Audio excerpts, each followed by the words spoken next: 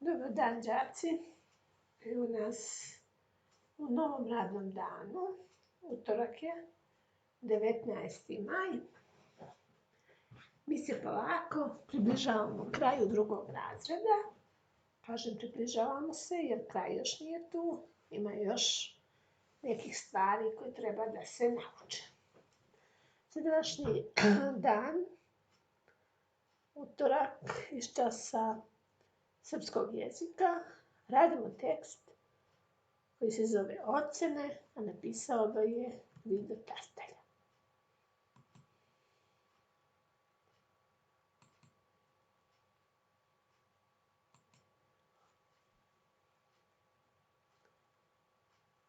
Šta vi mislite o ocenjivanju? O ocenama, uglavnom.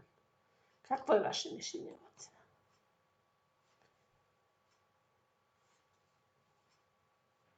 Da li volite da dobijate ocene? Da li mislite da su ocene realno merilo vašeg znanja? Da li je dobra ocena za vas nagrada? Da li učite da biste dobili ocenu ili učite zbog znanja?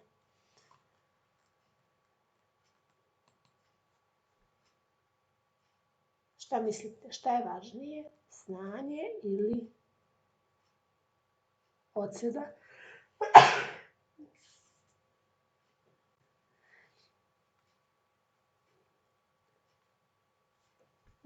Učiteljica kinu, nije korona, ne bojte se. Dovršite započete rečenice. Ajmo da vidimo. Dramski tekst je napisan za izvođenje na pozornici. Drugi naziv za pozornicu je scena. Dramski tekst izvode ko? Glumci. Likove u dramskom tekstu nazivamo kako? Lica. Drugi naziv za razgovor je dijalog. Kada u dramskom tekstu imamo uputstva pisca se nalaze u zagradama. Ajmo da vidimo, treba da rešimo jedan rebus. Imamo oko, ali ne koristimo celo. Vidite i sami dva zareza, znači da izostavljamo dva slova. Plus C, plus mašna, da izostavljamo 3 slova. To je ocena. Znači, rekli smo već, na današnjem času ćemo učiti dramski tekst ocena koju je napisao Gvido Tartaglia. Zapišite u vašim sveskama naslov i da saslušate pažljivo ovaj dramski tekst. Gvido Tartaglia. Ocene. Aca. Hoda po sobi, čita naglas i preslišava se. Vuk Karadžić rodio se u Tršiću u Podrinju 1787. Ponavlja napamet. Vuk Karadžić rodio se u Tršiću u Podrinju 1787. Čita. Prvo obrazovanje dobio je u manastiru Tronoši. Trgne ga zvonce. Sklopi knjigu u fioku stola. Otvori vrata. Tetka Mica ulazi. Zdravo, Aco. Aca. Dobar dan, tetka Mico. Tetka Mica. Jel ti mama kod kuće? Aca. Nije, izašla je da pokupuje neke stvari. Tetka Mica. Reci joj da sam dolazila i da ću navratiti opet predveče. Aca. Mama je rekla da je pričekate ako dođete. Sad će ona. Tetka Mica. Ne mogu, žurim. Nego ti njoj kaži da ću navratiti. Aca. Hoću, kazat ću joj. Tetka Mica. Dobro. A kako si ti? Aca. Hvala na pitanju, dobro sam. Tetka Mica. Jesu li vam saopštili ocene za polugođe? Aca. Jesu. Tetka Mica. Pa kako je? Aca. Hvala na pitanju, dobro je. Tetka Mica. Znam da o tromesečju nešto nisi najbolje stajao sa srpskim i matematikom. Koliko imaš sada? Aca. Iz srpskog i matematike imam 4. Tetka Mica. O, pa lepo. Kažeš sad imaš 4.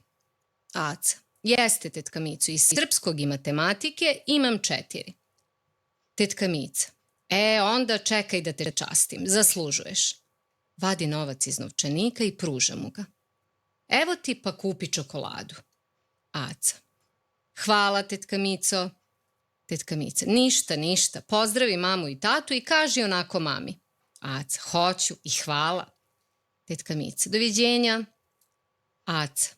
Zatvara vrata, gleda kratko vreme kroz prozor, uzima opet knjigu pa čita i preslišava se. Vuk Karadžić rodio se u Tršiću u Podrinju 1787. Čita dalje. Prvo obrazovanje dobio je u manastiru Tronoši. Trgne ga zvonce, strpa knjigu u fioku, otvara vrata. Mama ulazi. Zdravo. Aca. A, ti si mama, zdravo. Poljubi je. Maločas je bila ovde tetka Mica. Mama. Što me nije sačekala? Šta je kazala? Aca. Rekla je da će doći predveče. Dala mi je ovo. Pokazuje novac. Da kupim čokoladu. Mama. A što? Aca. Da me časti za ocene. Mama. Zar za ocene? Aca. Jeste, mama, ona je mnogo dobra.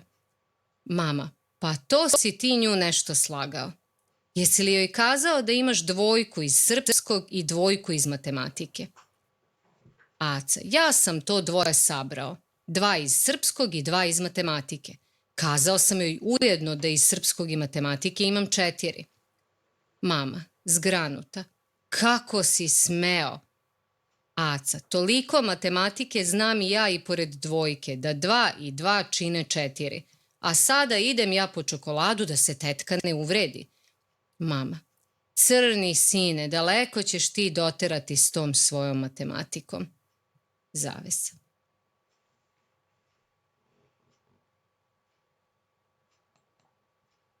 Poslušali smo tekst da saznamo nešto o piscu koji je napisao ovaj tekst. U pitanju je Vido Tartaglia, književnik, pesnik i prevodilac.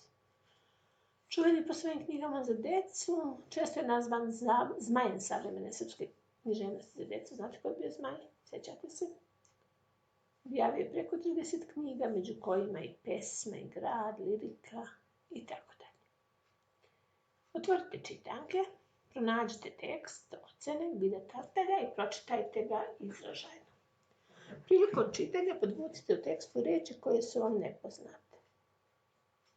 Pauzirajte video dok to uradite da biste mogli kasnije da odgovorite na pitanje. U vašim čitankama to je strana 20. Kada ste pročitali tekst, ako ima nejasnih reči, mogla bi to biti reč zgranuta, znači mnogo iznenađena. Koji se likovi pojavljuju u ovom dramskom tekstu? Gde se odvija radnja ovog dramskog teksta?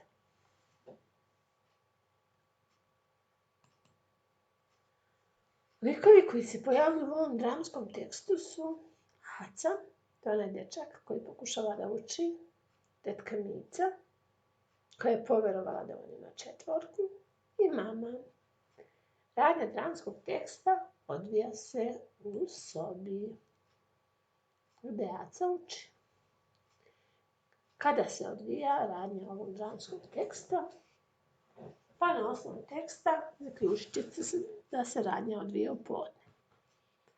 Šta Aca radi na početku? Uči lekciju. O kome uči lekciju?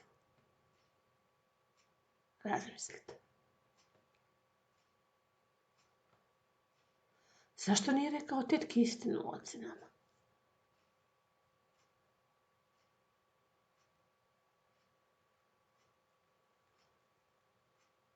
Kako je Acina šala delovala na njegovu mamu?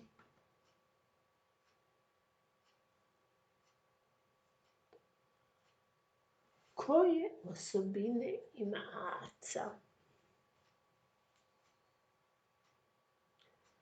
Kako se osjećala mama? Kako bi se osjećala kad njen sin laže? Možemo li iz zacijnog postupka izvući pouku ove priče ili poruku priče, kako bi ona glasila? U vašim sveskama zapisat ćete sljedeće.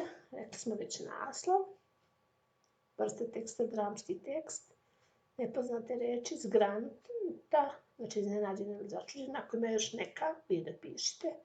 Vrijeme radnje podne, mjesto radnje soba, lica, aca, tetka Mica i mama, acine osobine snalažljiv i neiskren, mamine osjećanje iznenađena, zabrinuta, nezadovoljna i poruka teksta nije lijepo, služite se lažni. Za domaći zadatak uvežbajte izražajno čitanje teksta. Toliko za danas. I što se tiče srpskog jezika. Što se tiče matematike, radimo deljenje dvocifrenog broja jednocifreni. To smo već jučer radili. Jučer smo malo pokazali ovaj postupak. Malo ste, nadam se, vežbali od jučer. Danas ćemo ponoviti postupak i uraditi nekoliko zadataka. Izvinjavam se što je jučer bilo nekih problema sa tonom videa. Ne znam šta se desilo. Nadam se da danas neće biti takvih problema. Znači idemo opet sa deljenjem dvocifrenog broja jednocifrenim.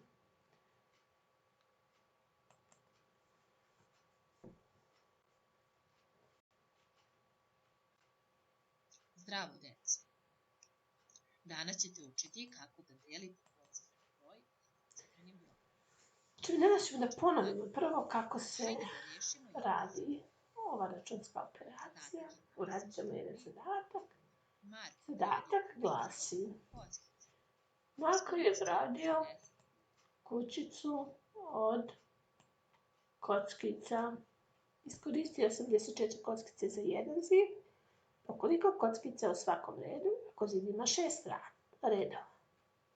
Pročitajte pažljivo zadatak, jer bez čitanja zadatka teško da ćemo doći do njegovog rješenja.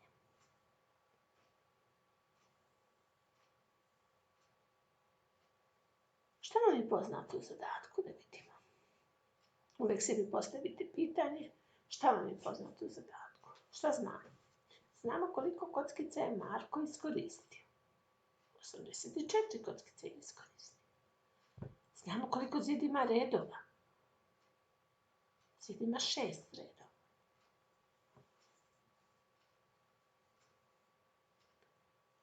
Da bi izračunali koliko kockica u svakom redu, podijelit ćemo ukupan broj kockica sa brojem redova.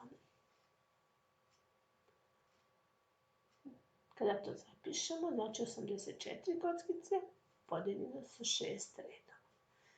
Broj 84 je dvocifren, broj 6 je jednocifren. Treba ovo da podelimo. Jučer smo rekli da kod deljenja dvocifrenog broja jednocifrenim koristimo dva svojstva. Jedno je da se svaki dvocifreni broj ili svaki broj uopšte može zapisati kao zbir, a drugo je deljenje zbira. Broj 84 rastavljamo na zbir brojeva deljivih sa 6. Bitno je da su deljivi sa 6 jer onda ne možemo izračunati. U ovom slučaju najlakše je 60 plus 24 podeljeno sa 6, a onda svaki sabirak delimo deliocem i na kraju izračunamo dobijeni zbir.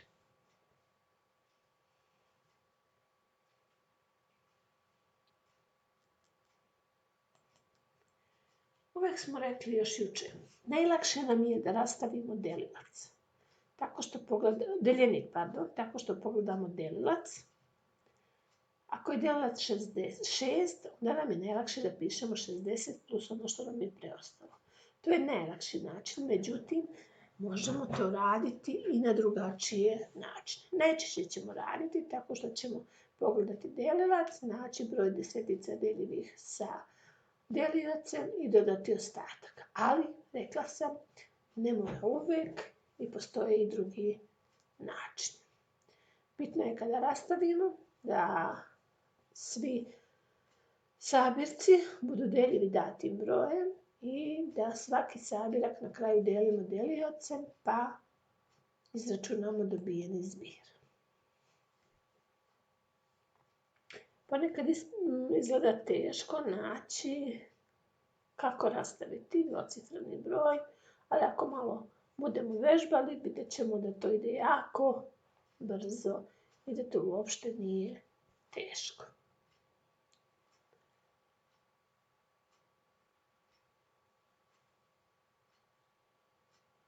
Znači, možemo da probamo da računamo na drugi način. Već sam malo pre rekla, može se rastaviti broj 84 na onaj način, međutim, može i na neki drugi način. Bitno je da su oba sabirka na koje rastavljamo deljenik deljiva sa deliocem. Znači, bi malo pre bilo 60 plus 24, sad tražimo neki drugi broj koji je deljiv brojem 6. To može recimo da bude 54, do 84 nam je ostalo 30 i onda iskoristimo svojstvo deljenja zbira, pa svaki sabirak podelimo posebno i dobijemo da je to 14.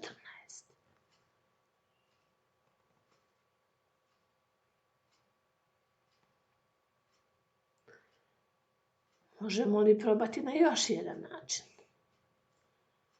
Možemo 42 plus 42 je 84, a oba broja, znači i 42 je deljivo sa 6, pa ćemo da podelimo 42 sa 6 plus 42 sa 6, a to je 7 plus 7 jednako je 14. Mogli smo možda i 36 plus 48, mogli smo 30 plus... Važno da zapamtite sljedeće pravilo. Koje? Šta mislite? Koje pravilo je bitno? Ako deljenik dvocifren broj, a delilac jednocifren broj, deljenik pišemo u obliku zbira brojeva deljivih deliocem. Zatim svaki sabirak delimo deliocem i izračunamo tako dobijeni zbir. Znači, na šta treba obratiti pažnju? Važno, deljenik prikazujemo u obliku zbira, tako da su oba sabirka deljiva datim brojem. Recimo, nismo mogli 84 prikazati kao 80 plus 4, jer ni broj 80, ni broj 4 nisu deljivi sa 6 i onda ne bismo mogli da izračunamo. Znači, moramo voditi računa da su oba sabirka deljiva datim brojem. Izvrši deljenje na više načina i označi najlakši. 91 podijeljeno sa 7 je prvi primjer. Ovdje imate malu pomoć kako da rastavite broj 91, jer smo ponudili već jedan sabirak u oba primjera. Vi treba da izračunate koliki je drugi sabirak, odnosno ovdje prvi, i da podijelite sa 7. Kako ćete dobiti koliko je drugi sabirak? Pa prosto tako što od 91 oduzmete dati sabirak, jel tako?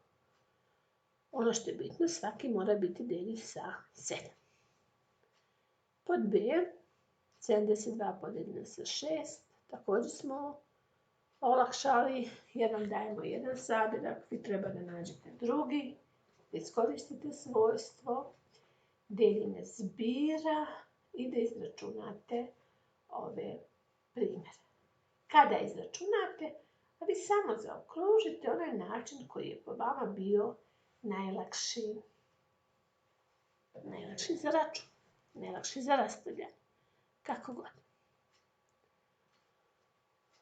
Ove zadatke ćemo raditi, ove primjere, samo na jedan način, na onaj koji je vama najlakši. Šta smo rekli da je uvijek najlakše?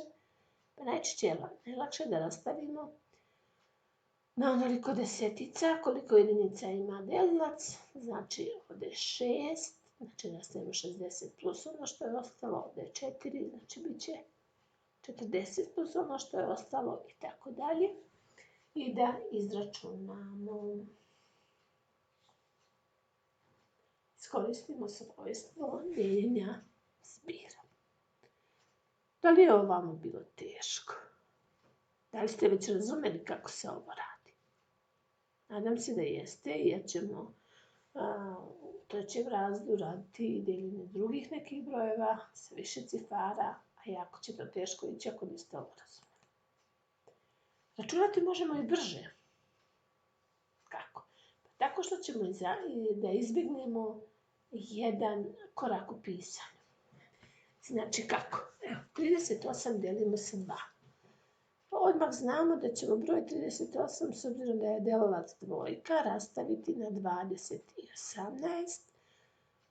Izbeći ćemo onaj korak kada pišemo 20, u zagradi 20 plus 18 podeljeno sa 2, već ćemo odmah svaki od tih sabiraka deliti brojem 2 i dobijene zbirove sabrati. Isto tako radite i ovdje. Znači gledate, ovdje je petica, jel tako? Znači bit će 50 podeljeno sa 5 plus ono što je ostalo podeljeno sa 5 i tako dalje. Znači, da probamo da uradimo i na ovaj način. Ko je razumeo, neće mu biti ovo teško. Je li sada jasno? Da li sada se manje piše i da li možete da uradite? Možemo i još brže. Oni koji su zaista dobro ovo razumeli, mogu da rade još brže. Kako? Pa lepo, rastavljamo 84, pogledamo, delilac je broj 6, bit će 60. Od 60 do 84 nam treba 24, 60 podijeljeno sa 4 je 10, sa 6 je 10, 24 podijeljeno sa 6 je 4 i samo dobijene brojeve saberemo. Ovo je zadatak za one koji su zaista razumeli, koji umeju da računaju u glavi, odnosno da računaju na pamet i da zapišu sve rezultate. Neko će reći da mu se sve i pobrkalo. Ko ne može da radi na ovaj kraći način, pa može na duži, zar ne? Bitno je da na kraju dobije tačan rezultat. Ovaj način zahteva dobru koncentraciju, zahteva računanje u glavi, pamćenje dobijenih rezultata. Znači prvo u glavi moramo da obavimo dve stvari. Prvo je da zapamtimo na koje brojeve smo rastavili deljenik, pa onda da svaki sabirak podelimo sa deliocem, da zapišemo te rezultate i onda tek samo da saberemo. Imamo jedan tekstualni zadatak. Dragan ima 65 sličica, Luka 5 puta manje. Koliko sličica imaju zajedno? Razmislimo kako se radi ovaj zadatak. Možemo da radimo kao jedan izraz, možemo da radimo i iz delova. Najbitnija stvar, pažljivo pročitamo zadatak, upitamo se šta nam je poznato, šta treba da izračunamo i rešimo zadatak. Za danas ćete mi slikati sveske iz matematike, da vidim kako ste uradili ove zadatke. Nadam se da ćete ih raditi samostalno. Iz srpskog jezika ne morate ništa slikati. Iz srpskog jezika ćemo na nekom od narednim časovima baviti se bajkama Hansa Christiana Andersena. Jednu bajku ćemo raditi koliko sutra, druge dve bajke ćete u isto vreme, preko sutra i naredni dan, imati na TV času. Znači, četvrtak, petak, obavezno gledanje TV časa, plus ovo što mi pripremimo, jer ćemo raditi bajke Hansa Christiana Andersena. Ko ima, može da se pripremi za te časove. pitanju su bajke, Devojčica sa šibicama, Carevo novo odelo i Princeza na zrnu graška. Toliko za danas. Budite vredni, odradite svoje zadatke. Na kraju maja, već tokom sljedeće nedelje, ocenit ću vašu angažovanost tokom prethodnog perioda od upisivanja prve ocene. To je otprilike maj mjesec, polovina oktobra. Mislim da će nekima biti smanjene ocene, jer nisu bili toliko angažovani. Kasnili su sa domaćim zadacima po nekoliko dana. Tako da se ne začude ukoliko budu ocene smanjene. Abecedu ste, nadam se, svi naučili. Većina vas je poslala snimak i na snimku izgovara abecedu. To je ono što će vam trebati i tokom narednog školovanja. Čujemo se sutra kada učimo nešto novo iz matematike i srpskog smo već rekli. Idemo na bajke koje je napisao Hans Christian Andersen. Doviđenja.